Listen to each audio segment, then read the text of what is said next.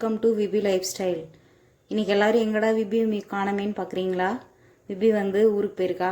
அடுத்த வீடியோவில் கண்டிப்பாக வந்துடுவா. அவளோட வாய்ஸ் மிஸ் பண்ணுறவங்களுக்கெல்லாம் சாரி. இப்போ இன்றைக்கி நம்ம இந்த வீடியோவில் என்ன பார்க்க போகிறோம் அப்படின்னா, சிக்கன் வறுவல் எப்படி செய்யலாம் அப்படின்னு தான் பார்க்க போகிறோம். இது மெயினாக பேச்சுலர்ஸ்க்காகவே மெயினாக போட்டிருக்கேன் நான். நிறையா பேர் வந்து பசங்க மட்டும் தனியாக இருக்கையில் சமைக்க தெரியாமல் கஷ்டப்படுறவங்க எல்லாம் இதை பார்த்து ஈஸியாக சிக்கன் செஞ்சுக்கோங்க. இதுக்கு தேவையான பொருள் 1/2 கிலோ சிக்கன் எடுத்திருக்கோம். அதுக்கு ஒரு கைப்பிடி அளவு சின்ன வெங்காயத்தை இந்த மாதிரி கட் பண்ணி வச்சுருக்கேன். அதுக்குள்ளே ஒரு 4-5 பல் பூண்டு மட்டும் கட் பண்ணி போட்டிருக்கோம். அதுக்கப்புறம் வரமிளகாயும் அதே மாதிரி ஒரு கைப்பிடி அளவு எடுத்திருக்கேன். இது குண்டு மிளகாய், எதுவாக இருந்தாலுமே விதையை எடுத்துக்கோங்க. அப்புறம் சிக்கன் மசால் வந்து 2 டேபிள் ஸ்பூன் எடுத்திருக்கேன். மல்லித்தலை கடைசியாக கார்னிஷிங்க்கு. இந்த மாதிரி ஒரு கொத்து கருவேப்பிலை, தேவையான அளவு உப்பு, மரச்செக்கு, நல்லெண்ணெய்.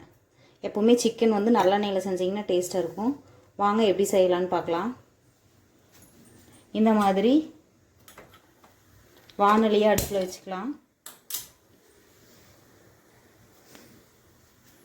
பேனில் தேவையான அளவு கடுகு பொரிஞ்சிருச்சு. அதுக்கப்புறம் கொஞ்சமாக சோம்பு போட்டிருக்கேன். சோம்பும் பொரிச்சிருச்சு. நம்ம எடுத்து வச்சுருக்க வரமிளகாயை போட்டுக்கலாம்.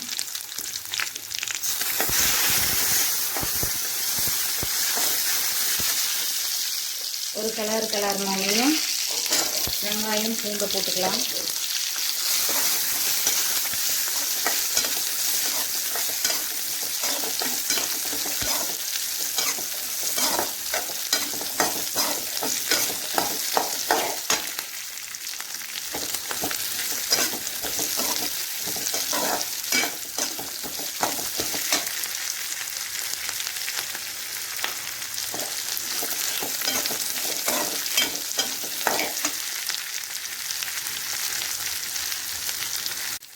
வெங்காயம் இந்த அளவுக்கு வதங்கினோன்னையும் கருவேப்பிலை தழை போட்டுக்கலாம்.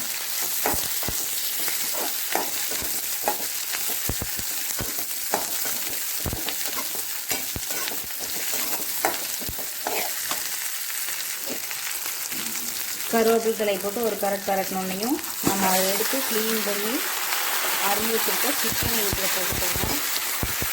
போட்டோன்னே உடனே தண்ணியெல்லாம் எதுவும் சேர்க்க வேண்டாம்.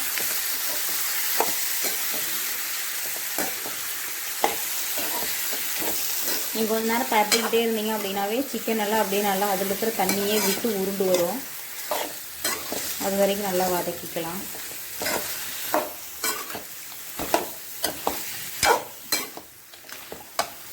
இந்த அளவுக்கு நல்லா மிக்ஸ் ஆனோடனே இதுக்கு தேவையான அளவு உப்பு போட்டுக்கலாம். உப்பு போட்டு நல்லா கிளறினதுக்கப்புறமா இந்த மாதிரி லிட்டை போட்டு க்ளோஸ் பண்ணிட்டு அதை 10 நிமிஷம் கழிச்சு ஓப்பன் பண்ணி பார்த்தோம் அப்படின்னா இந்த மாதிரி அது சிக்கன் இருக்கிற தண்ணியெல்லாம் வெளியில் வந்திருக்கும். இந்த ஸ்டேஜில் நல்லா அதை ஒரு கிளறி விட்டுக்கலாம். பாருங்கள், நம்ம தண்ணியே எதுவுமே விடலை.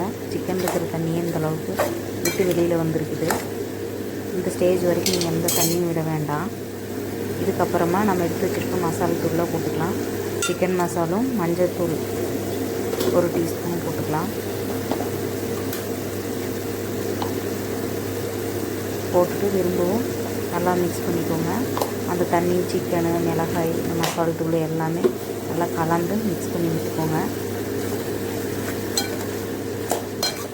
இந்த மசால் வந்து அந்த தண்ணிலையும் நம்ம அதில் மிளகு ஊற்றுற எண்ணெயிலையுமே நல்லா உங்களுக்கு பச்சை வாசனை போகிற அளவுக்கு ரெடி ஆயிடும். இந்த அளவுக்கு நல்லா ஒரு டைம் நல்லா மிக்ஸ் பண்ணிவிட்டு லிட்டை போட்டு க்ளோஸ் பண்ணிட்டு அடுத்து சிம் பண்ணிட்டு ஒரு 15 நிமிஷம் வச்சுருங்க. இப்போவும் நீங்கள் தண்ணி எதுவும் சேர்க்க வேண்டாம்.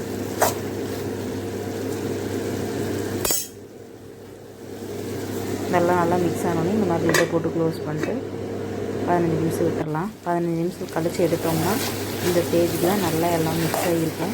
இப்போவே வந்து சிக்கன்லாம் பாதி வேக்காடு வெந்திருக்கும். இப்போ ஒரு பரட்டிட்டு மீதி வேகிறதுக்கு அளவாக மட்டும் தண்ணி ஊற்றிக்கலாம்.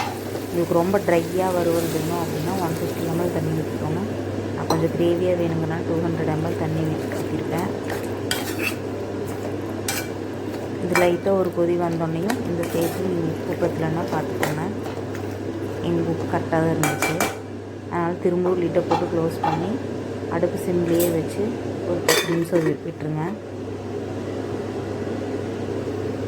10 நிமிஷம் கழிச்சு ஓப்பன் பண்ணோம்னா நம்ம சிக்கன் கிரேவி ரெடியாக இருக்கும். இந்த ஸ்டேஜில் ஆஃப் பண்ணிட்டோம். உங்களுக்கு ட்ரையாக வேணும் இன்னும் கொஞ்சம் தள்ளி ஆஃப் பண்ணிக்கோங்க. தேங்க்ஸ் ஃபார் வாட்சிங்.